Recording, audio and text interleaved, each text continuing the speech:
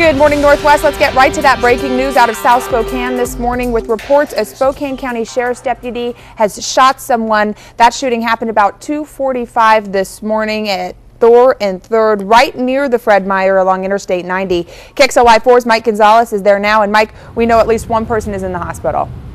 Kalai, that's right. Right now the suspect is over at Sacred Heart Medical Center. We don't know his condition just yet, but just to give you some perspective of where we're at, we are in the Fred Meyer parking lot on the South Hill right near the Thor Freya exit. And let's show you where it all started. It started over at this Tesoro that's just north of 90, if you guys are familiar with this area. Started with a routine traffic stop by the Spokane County Sheriff's Department. Basically, it starts out as a routine traffic stop where they pull over a couple of guys. One guy actually ditches out of the car, runs over this overpass, and he winds up running over to this Conoco and running actually behind the Conoco into a residential area behind this Taqueria El Mercado. From what I've been told, it sounds like the suspect was the first one to actually open fire on the sheriff's deputy. We don't know the number of times that shots were exchanged. Fortunately, the deputy was not hit in that exchange, but the suspect was. We do not know the number of times that he was hit. And we're also told that this individual is somebody that's no stranger to law enforcement. He's a white male in his 20s.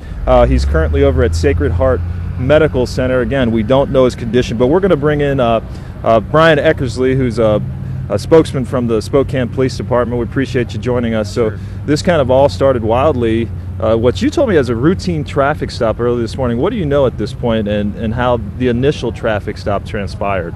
You know, that was it. We don't go into too much detail or interview with the deputy in a situation like this about that particular information.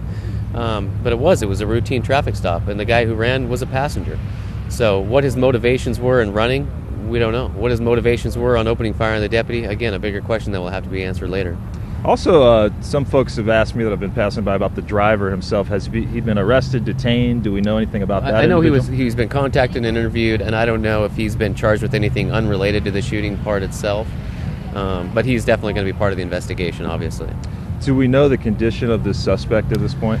Again, the suspect, when I left the hospital, he was alive, and no indication that was going to change. But he was being treated for his injuries, so it's unknown if his condition is getting better or worse. We haven't heard from the hospital yet. Now, in a situation like this, when a Spokane County Sheriff's deputy is involved in a shooting, the police department from Spokane actually investigates. Tell us why they do that. Well, it's just that's how we've always done things, regardless of whether the shooting would have happened here in the city as it did or if it happened in the county. Anytime a county deputy is involved in a shooting, the city is going to investigate it, and that's just to make sure that there's no questions in the public's mind that we're doing a thorough and fair investigation. In terms of traffic flow, any areas in the immediate area that are closed to the public? Thor was closed down for a little while, but everything's opened back up. Just a small side street on 5th, but it shouldn't delay any traffic this morning at all. All right, well, we appreciate you joining us. This is Brian Eckersley from the Spokane Police Department. That is the very latest on this breaking news. We'll throw it back to you guys in the studio.